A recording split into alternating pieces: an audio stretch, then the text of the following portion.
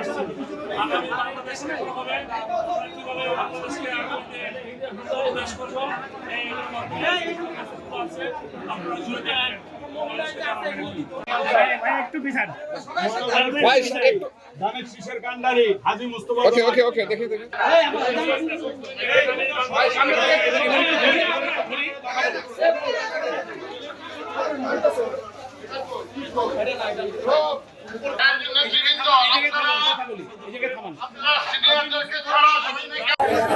জীবন অবাক না করলে কে করবে? 28% মিল্ক ফ্যাটের অবাক করার সাথে ফ্রেশ মিল্ক পাউডার। জীবন অবাক করুক প্রতিদিন।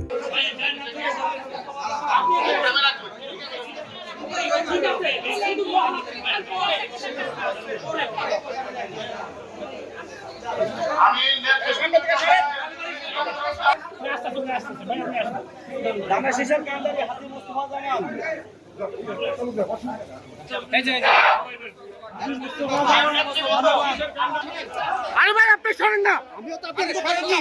আপনি চিল্লাইছেন ক্যামেরা নিচে দেন। আপনি ঠিকই বলেছেন, কতিপয় দল সংস্কার করে পাগল হয়ে গেছে। কিন্তু আজ থেকে 2 বছর আগে 13ই জুলাই 2023 তারিখে আমার নেতা ভারপ্রাপ্ত চেয়ারম্যান জনাব তারেক রহমান এই বাংলাদেশের রাষ্ট্র কাঠামো মেরামতের যে সংস্কারের ব্যবস্থা উনি সর্বপ্রথম করেছিল।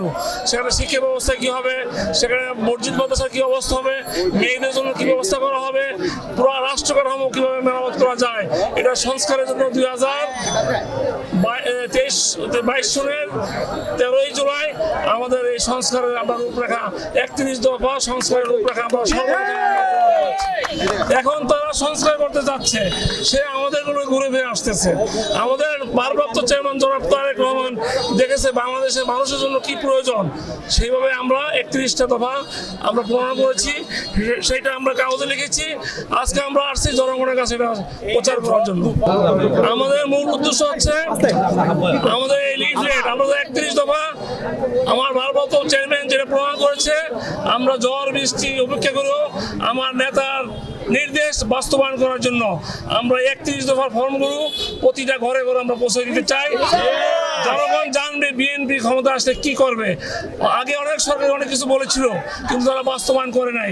আমরা আমাদের নেতা জনাব তারেক রহমান জনগণের ভোটে যদি রাষ্ট্রীয় ক্ষমতা আসে, আমরা ক্ষমতা আসলে দেশের জন্য জনগণের জন্য কি করব সেটাই কাগজে লিপিবদ্ধ আছে।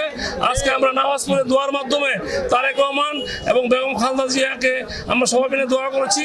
এই দোয়ার মাধ্যমে আজকে আমাদের উত্তরায় এই কার্যক্রম শুরু করেছি। ইনশাল্লাহ সকলের দোয়ায় আমরা সাকসেসফুল হব এবং আগামীতে যদি একটা নির্বাচন হয় ইনশাল্লাহ আমি বিশ্বাস করি জনগণ যদি ভোট দেওয়ার সুযোগ পায় তারেক রহমানের নেতৃত্বে বিএনপি ক্ষমতা আসবে।